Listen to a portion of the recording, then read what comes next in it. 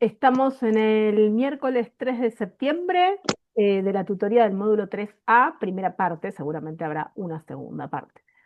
Bien, bueno, hoy hablábamos ahí fuera de la grabación, así muy al pasar, que inauguramos eje. Vieron que hasta ahora el módulo arrancó con un primer eje que un poco consistía en presentar en las 3 primeras semanas eh, el problema, digamos, que estamos trabajando, que tiene que ver con pensar los lenguajes culturales, qué son los lenguajes culturales, cómo contribuyen o cómo se relacionan con la identidad cultural, lo que uno se considera como se identifica, ¿no?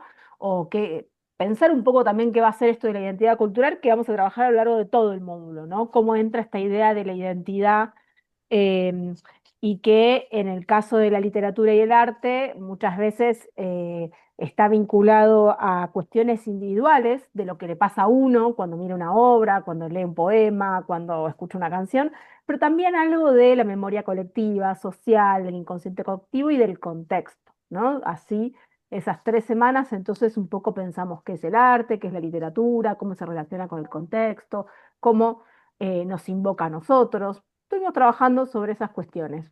¿Hasta ahí vamos bien? O sea, como en una breve recapitulación. Y ahora lo que decidimos hacer con la profe es pensar un poco, bueno, vieron que si tenemos que estudiar el arte y la literatura y todo lo que se produjo y se sigue produciendo es infinito. Bueno, ¿cómo filtramos? ¿Cómo clasificamos? Si uno piensa en las materias de la universidad, de los profesorados y mismo del secundario, las lenguas, las literaturas, las disciplinas artísticas, muchas veces se dividen por regiones o por periodos, ¿no? Se estudia la literatura española del siglo de oro, que es del 1600.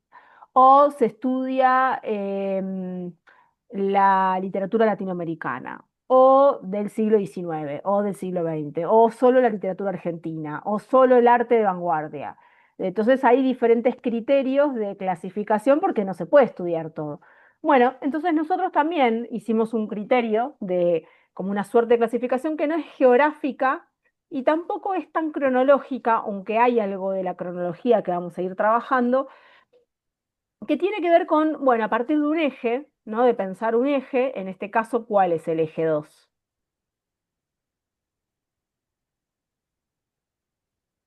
Ay, los descoloqué con la pregunta. Era para ver si me La estaba... paz y la guerra. Muy bien, La guerra y la paz. La guerra y la paz Ujú. está tomado de un título de una novela muy famosa de Tolstoy, que es un libro así gigante ruso, pero La guerra y la paz, un poco con este eje o eje temático, ¿no? De la guerra y la paz, vamos a ir pensando algunas producciones artísticas y literarias que se fueron sucediendo a lo largo de la historia. Yo estoy compartiendo pantalla y vamos a leer, esperen, ay, ¿se está viendo el campo? Sí. Miren Ahí primero, sí. bueno, antes de leer la presentación, miremos qué divino no sé si divina es la palabra, qué interesante que es esta pintura que se llama El Malón, ¿no? Que Sí. vamos a retomar cuando se conecte la profe Brenda, que seguramente tiene cosas más interesantes para decir, pero a golpe de ojo, a golpe de vista antes de leerlo de abajo. Bueno, ya tenemos un título, ¿no? Que nos ayuda a mirar con un poco más de atención. 1845 dice, ¿no? Siglo XIX. Mario Rugendas, el pintor. ¿Qué les parece que ven en la imagen? Es fuerte, ¿no? La imagen. Sí. Una batalla. Bien, un Eh, enfrentamiento, ¿no? parecería, sí, parecería que es entre nativos Y criollo. y un, y Entre, un, un ejército, por ajá, decirlo de alguna sí, forma. soldados, Pero ejércitos, podemos hay pensar niños, bien, o sea pareciera, que ¿no? sí, Mujeres, niños, sí. bien. O sea que Y en atrás realidad está como quemado, no sé si es quemado o es un Sí. pueblo. ahí va. Entonces, eh, muy argento, ¿no? La pintura, como podría pensarse que es muy de nuestra llanura pampeana, capaz. Y los nativos, bueno, un malón, ¿no? Un malón de indios, comúnmente llamado indios en su momento, aborígenes, nativos, muchas variaciones. En este momento se les decía el malón de indios, indios. Digo en este momento en el siglo XIX. Hay niños, hay mujeres, ¿no? Sí, sí, Está ese pueblo atrás, esa aldea, ¿no? Como parece como el malón atacando, ¿no? Arrasando ahí a esta parte más criolla, eh, podríamos decir con mil comillas, civilizada, ¿no? Que irrumpe el malón. ¿Qué saben de Hola eso? a todos, perdón, perdón que me incorporo Ay, tan tarde. hola Bren, yo estaba charlando, pero te estábamos igual esperando para que obviamente después eh, nos ilumines con las cuestiones de la pintura como más formales. Yo estoy hablando de lo temático. Recién, ¿eh? No leí nada abajo, nada. Estamos como, solamente dijimos, arrancamos un nuevo eje y ahí estamos.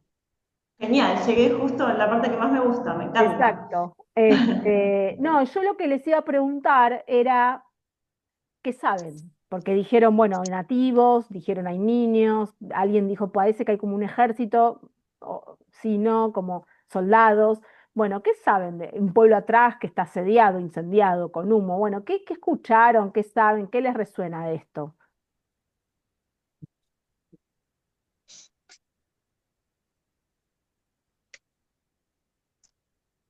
¿Dónde lo ubicarían? ¿En qué contexto? En una invasión, Mm, una ¿Dónde? colonización, no sé dónde. Puede ser en tantos lados. Ok, sí. Bueno, ¿tenemos alguna historia nosotros cercanas del siglo, de hace 2 siglos atrás, ¿no? Sí, Bien. sí, sí, la invasión de lo de, ay, no me sale la palabra, lo de los indígenas que atacaron y sacaron, los obligaron, pero no me sale la palabra, Bueno, no lo que importa estuvimos por... viendo. Ah, vos decís, por ahí quizás te referís a la conquista del desierto. Claro, a eso, algo así. Ok. Bueno, ahora no sé si Bren nos va a dar un poco más de contexto, pero digamos, más allá de esa conquista puntual, sí podemos Sí, situar, ¿no? Como un malón atacando a una ciudad, ¿no? Ese primer cosa. ¿Qué saben de los malones? ¿Algunos hábitos que tenían? ¿Algo de eso saben? Nada. no, yo nada. Ok, bueno. Bueno, Brenda, te dejo con la imagen todavía. Bueno, hola a todos, ¿cómo andan? Bueno, en principio comentarles que esta obra no es una obra cualquiera, ¿sí? Es una obra que realmente se convirtió ya casi en un clásico del arte argentino, se exhibió muchas veces en el Museo Nacional de Bellas Artes, más allá de la temática, es una obra icónica, ¿no? En nuestro país. Eh, la obra fue pintada para conmemorar los 400 años de la llegada de Colón, entonces en un momento de consolidación de la Argentina. Entonces está también vinculada a esto a la temática, ¿no? Que trae esta obra que tiene que ver con esta dicotomía entre la civilización y la barbarie, que este es un tema, me imagino Mari podrá explicar mejor, mucho mejor que yo, un tema muy tratado también en la literatura, ¿no? Qué es la barbarie, qué es la civilización y cómo esto se representa. Pero más allá de eso, a mí me gustaría hacer un análisis con ustedes sin saber toda esta historia, ¿no? Siempre mirando la pintura. Cómo son esas figuras, ¿no? Esos cuerpos. Hay algo como medio caótico, ¿no? En la representación de este malón. Fíjense que no hay nada que esté centrado, ¿no? Son como, uno ve como hasta si pudiera ver el movimiento en una pintura que es una representación en 2 dimensiones y es fija, pero uno siente ese movimiento, ¿no? Y esos gritos que casi se desprenden de la pintura. Y si se fijan, todas las formas son como más bien oblicuas, ¿no? Ven que está lleno de diagonales. Por el caballo principal, el blanco que está acá, y fíjense en las formas de los cuerpos, las lanzas, y además tiene como algo que está en primer plano, pero fíjense, también hay algo en la profundidad del cuadro, ¿no? Como sigue, y como esas figuras quizás no se ven tan en detalle, y hasta se puede vislumbrar ese fondo, ¿no? Un poco de espacialidad también. Eh, con mucho cielo también, ¿no? Casi la mitad del cuadro es puro cielo. Como si Y fuese humo, como si hubiese humo, fuego al fondo. un humo que lo tapa todo, ¿no? Y Y ese naranja que se ve o amarillo ahí, donde está la flechita un poquito, ahí, es como si fuese fuego. fuego, pelos sueltos al viento, no se ve el viento, se ve los gritos, se ve el caos. Y hay Parecía una que no hay criatura ningún lugar llorando, libre. hay un nene tapándose la carita ese. Sí, bueno, un niño, ¿no? Un niño en esta escena. Una persona tirada en el piso, Piso. ¿no? Es como Una muy mujer atrapada arriba del caballo, o sea, una mujer Sí, atrapada muy bien, que esa también es otra de las temáticas importantes, que es el tema de las cautivas. No sé si alguna vez ¿Mm? escucharon este término, pero son estas cautivas que eran raptadas, ¿no? Y llevadas a vivir una vida totalmente diferente, sí, que también es un tema que vamos a ver esta semana. Pero a mí me interesa ver analizar cómo la pintura puede transmitir con tanta expresividad esa situación, esos cuerpos, esa desesperación.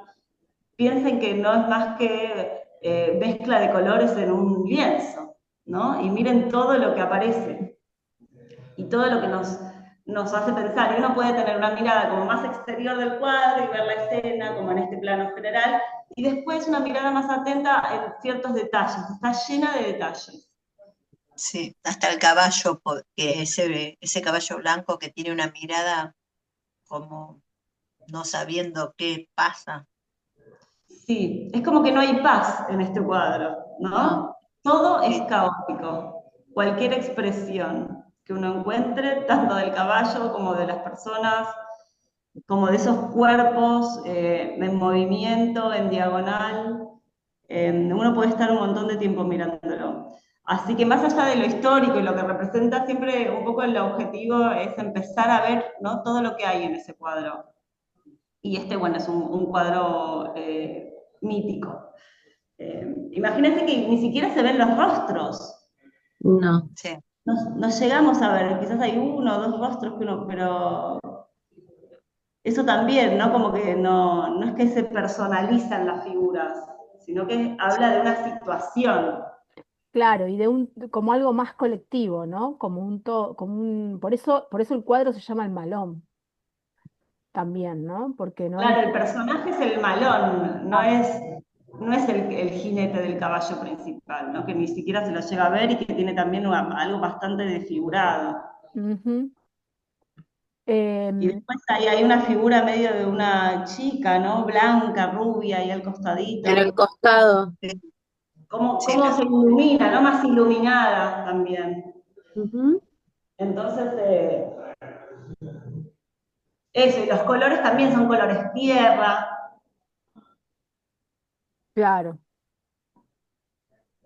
salvo el azul del personaje que está caído. Ujú. Bueno, así inauguramos entonces nuestro eje guerra y paz. Y algo que no dije, que es importante, es que en esta Guerra y Paz es un eje como para justamente hablar, no es que vamos a hablar solo de la guerra, sino que vamos a hablar de esto, de los conflictos, ¿no? Situaciones conflictivas que no necesariamente fueron guerras, pero sí que fueron situaciones determinadas de conflictos sociales, políticos, y cómo esos ejes han servido, ¿no? Quizás esos temas o han interactuado con el arte y la literatura. Vamos a leer un cachito acá a ver qué dice, porque para algo lo escribimos, ¿no, Brenda? Para algo pensamos estas cuestiones. Y dice, es posible que no podamos concebir la idea de la guerra sin pensar en su opuesto, la anhelada paz, ¿no? Es casi como la contracara. Frente a una guerra, lo que se piensa siempre es los tiempos de paz. En tiempos bélicos, en tiempos oscuros, en tiempos de crisis, por eso decimos tiempos bélicos son tiempos de guerra, pero oscuros o crisis, o en tiempos de pre y posguerra, ¿no? El escenario previo a una guerra, a un conflicto social también es muy tremendista, y el de posguerra, por supuesto que también, ¿no? Lo que deja, las secuelas, etcétera. Entonces se han producido enormes cantidades de libros, esculturas, pinturas, fotografía, películas y demás producciones artísticas. Entonces, como vimos en las semanas anteriores, la literatura y el arte, sea de modo directo o indirecto, son producto de su propio tiempo, ¿no? Entonces, bueno, por eso vamos a estudiar sobre la guerra y la paz. Miren las preguntas, ya creo que más o menos acá llegamos, ¿no, Bren? ¿Es posible escribir, componer, pintar? Ah, bueno, no sé si tanto, pensé que era del cuadro. Miren la pregunta esta se la preguntamos a ustedes en Horrores. vivo, au vivo, como dicen ahora. ¿Es posible escribir, componer, pintar sobre los horrores de la guerra? ¿Qué piensan? Sí, Sí, ¿Cómo ha hecho el arte para pensar la guerra y la paz?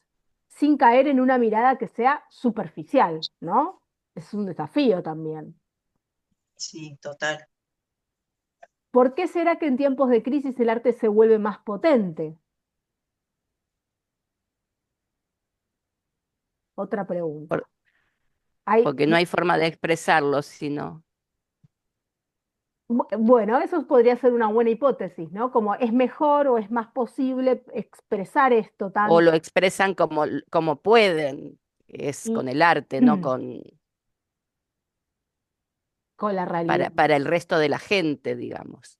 Claro, Claro. imaginemos una artista o una persona que atraviesa un momento de crisis social o un momento de guerra.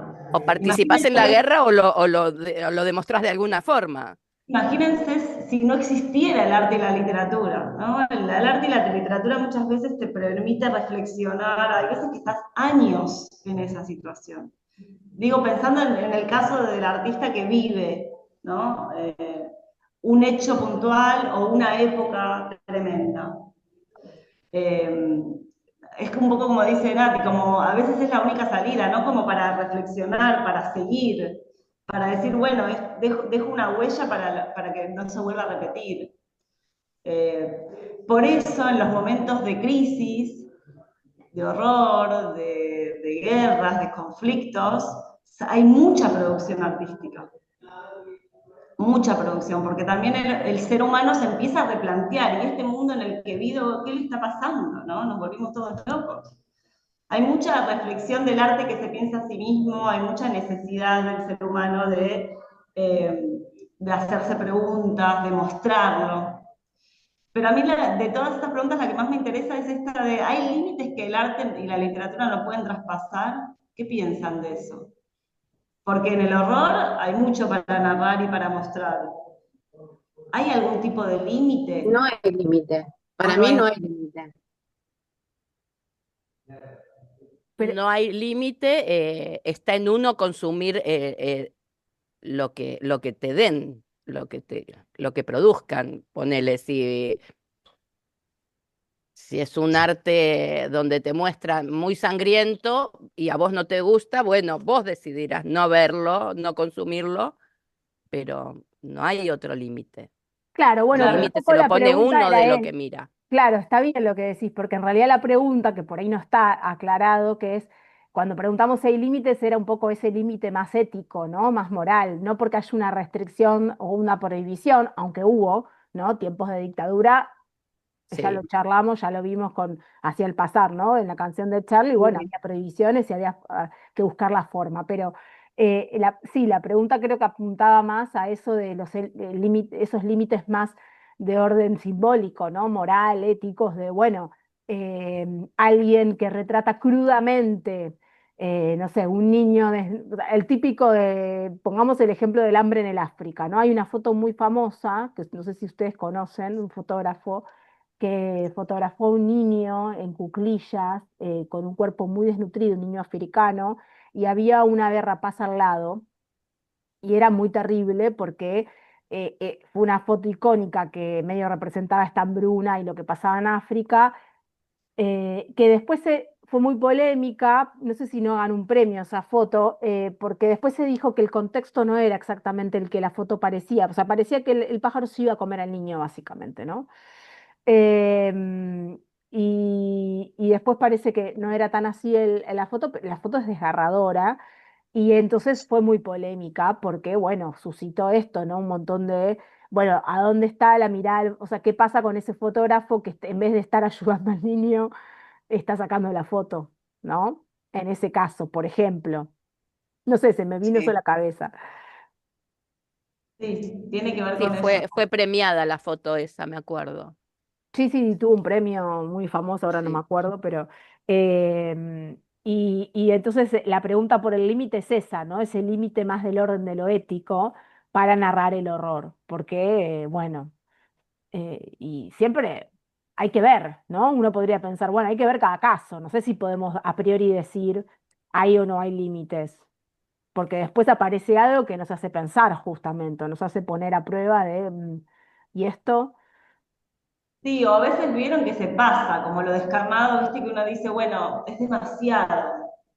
O sea, sé que sucede, pero no sé si quiero verlo tan de cerca, ¿no? Como, ¿y qué quieres generar en mí que me estás mostrando esto descarnado? Como esas preguntas para hacerse. Si uno quiere generar una reflexión, una pregunta, o me quieres hacer un impacto ¿no? Que no puedo ni mirar la imagen, o la película, o lo que sea. Pero siempre es una pregunta, ¿cómo retratar esto? ¿Cómo contar la guerra, ¿no? ¿Cómo contar el horror? Y así como la contrapartida, bueno, y los momentos de calma y la paz, o la relación entre ambos, o el pasaje. Estas son un poco las preguntas que nos vamos a hacer, las preguntas sin respuestas, como siempre, que nos vamos a hacer durante este eje. Y a ver, leamos qué hay para leer en la semana 4. Así avanzamos. A ver, a ver. Bueno, acá hay una presentación. Yo creo que, ¿qué hacemos? ¿Leemos la presentación o vamos directo al cuento? Hay cuento, ¿no? Ahora, Eh, a Y ver, yo iría directamente, porque esto es como una cuestión más temática de las cautivas y los malones que algo mencionamos y se los dejamos claro. para que lo lean, Bueno, es pero importante, por ahí si el cuento les resulta muy ajeno, leer esa presentación porque ahí habla un poquito de esta idea de los malones, las cautivas y demás. Pero, ¿se acuerdan que habíamos visto al escritor Borges hablar un poco a las primeras clases? Y ahora vamos a leer un cuento de Borges, ¿no? El cuento se llama El cautivo. Fue publicado en 1951. Vayan pensando, porque es muy corto, así que lo vamos a leer todos juntos. Vayan pensando quién cuenta la historia y cuánto sabe sobre lo que cuenta, si sabe mucho, si sabe poco, si forma parte de la historia. Vayan pensando esas cuestiones ahí. Dice así, el cautivo.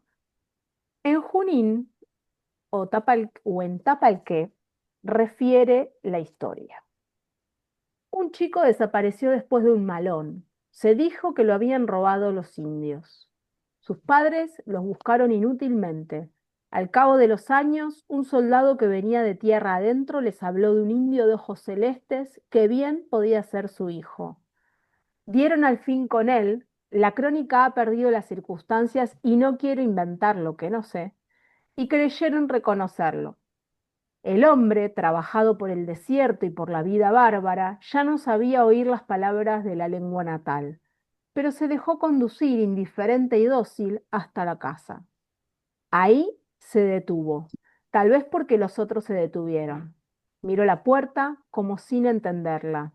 De pronto bajó la cabeza, gritó, atravesó corriendo el zaguán y los dos largos patios y se metió en la cocina. Sin vacilar, hundió el brazo en la ennegrecida campana y sacó el cuchillito de mango de asta que había escondido ahí cuando chico. Los ojos le brillaron de alegría y los padres lloraron porque habían encontrado al hijo. ¿Acaso este recuerdo siguieron otros? Pero el indio no podía vivir entre paredes y un día fue a buscar su desierto. Yo querría saber qué sintió en aquel instante de vértigo en que el pasado y el presente se confundieron. Yo querría saber si el hijo perdido renació y murió en aquel éxtasis o si alcanzó a reconocer, siquiera como una criatura o un perro, los padres y la casa. Ahí termina el cuento. Antes de seguir, porque hay que mirar ahora otra cosa. ¿De qué trata el cuento? Así como cortito, si entendieron el argumento. De un nene secuestrado, Bien, el nene, ¿quién lo secuestra? Un eh, malón. los Malón. malones. Bien, ¿y qué pasa? Y bueno, y Aparece, cuando van los padres a aparentemente aparece. buscarlo, él recuerda algo, por eso va a buscar el cuchillito que se lo hizo su papá, calculo. O lo tendría de cuando era chiquito. O sea, la escena es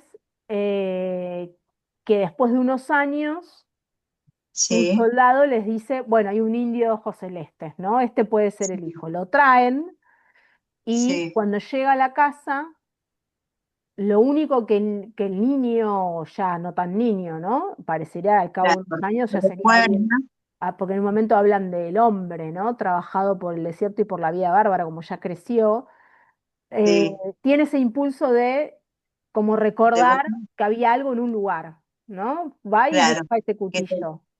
Y después Pero sí, dice, aparte fue criado como indio y él o sea, terminó claro, reconociéndose como tal. "Ujú, como tal cual. bien", y al parecer, ¿no? Como no se sabe bien qué pasa, porque ahí el narrador omite bastante la historia. Dice, no podía vivir entre paredes y un día fue a buscar su desierto. No sabemos cuándo, ¿no? O sea, no. Claro. Bien. Y después aparecen estas preguntas finales que se hace el narrador. ¿Les gustó el cuento? Sí. Está preguntando de verdad, sí, me encantó. Mm. ¿Qué es lo que te gustó, Mónica? Porque me imagino, o sea, trato de imaginarme, o sea, que se secuestra a la criatura, cómo fue criado, Ujú, y cuando vuelven, o sea, cuando le dicen que había un nene así de ojos celeste, uno ya va la imaginación de que es la criatura que fue secuestrada, ¿no? Y cómo más allá de ser tan chico, de que había sido tan chico y a la vez tan grande en este momento, recuerda el cuchillito ese que le vuelve la infancia. ujú. Bien. ¿Algo a los demás? ¿Algo que les haya, qué le gustó del cuento? ¿O algo que les haya llamado la atención? El hecho de que si bien extrañó una parte, también terminó extrañando la otra, me parece.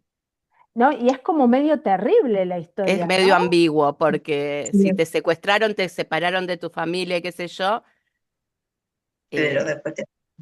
lo terminas necesitando, no sé. Tiene más o menos 13 renglones el cuento.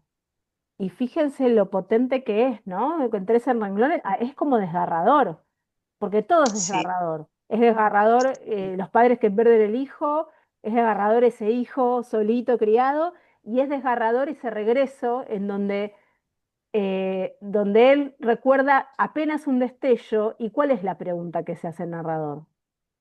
Que es la más dura, la más terrible, ¿no? Con la que termina el cuento. ¿Cuál es?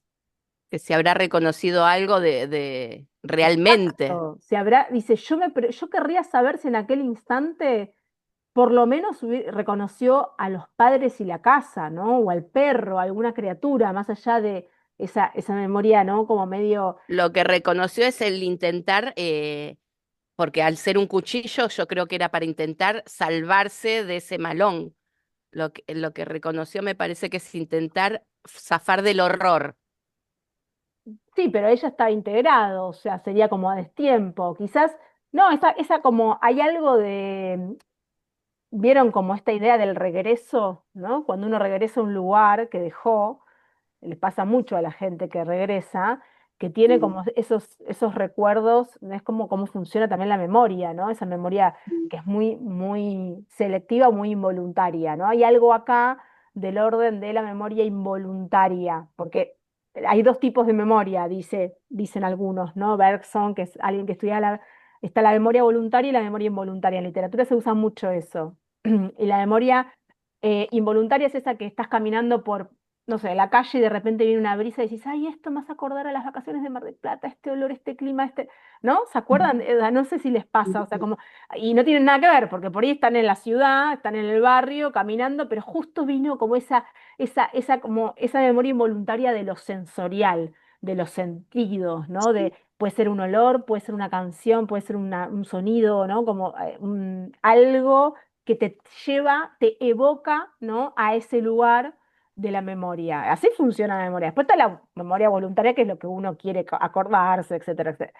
Entonces, hay algo de la memoria involuntaria en el niño, que es que efectivamente recuerda dónde está esa pertenencia, ¿no? Esa cosa, ese objeto preciado que es muy de la infancia, ¿no? También como Sí. agarrarse esas pequeñas cosas de uno, su juguete que esconde en su lugar.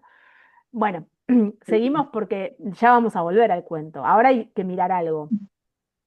Dice, ahora observa con detenimiento el siguiente cuadro. Te proponemos que te detengas en principio la composición general de la obra y luego que te tomes un tiempo para observar cada uno de los detalles. Mientras que miran el cuadro, piensen, composición de la pintura, las figuras, el cielo, los espacios de luz y sombra. Bueno, vos vas a ampliar, verán si querés. El movimiento, la temática. Queríamos compartir también otra pintura, miren, misma temática, miren qué diferente, ¿no? O cosas similares y diferentes con la pintura anterior. Sí, el caballo, la mujer en el caballo que esté secuestrada, el fondo con el humo o El Me nubes. cielo parece que esta oscuro, sería la parte donde se están muy oscuro el yendo, cielo. parecería, porque no hay un enfrentamiento. Es No, como que están ya yéndose con la mujer en el la caballo, que victoria, sería digamos, porque triunfaron, como que lograron lo que querían. Claro, y vean qué, o sea, qué decisión que tiene que tomar cada artista, ¿no? Cómo retrata, más allá de que uno hace una batalla y esto ya nos estamos yendo, vieron que acá hay mucho juego de luces y sombras, hay Sí, mucha sombra, la oscuridad. y pareciera casi una sola tonalidad medio amarronada, vieron que es como un juego entre marrones, un poquito de cielo nomás. Sí, un Eh, poquito, un la luz perro ahí. claro, la luz otra vez en la figura femenina, desnuda, ¿no? En esa piel blanca, y Y todos allá los al demás fondo no sé si es como un lago o agua o es que refleja ahí la luz. podría ser, para mí es más luz, pero podría ser. Y otra vez esta cuestión del malón, ¿no? No hay personalidades, no se le ve el rostro a ninguno. Es un malón, ¿no? Pero si comparamos ambas pinturas, está el movimiento también, pero acá hay mucho contraste, hay mucho de luces y sombras. Y pequeños espacios de luz que se quieren destacar. La figura del caballo, la figura de la mujer. Todo lo demás es el malón, ¿no? Sí. Interesante también. Bren se va a cortar. Un perro también. Volvemos a entrar. Se va a cortar. Dale, dale. dale. Así corto ahora. Ay, esperen que no puedo.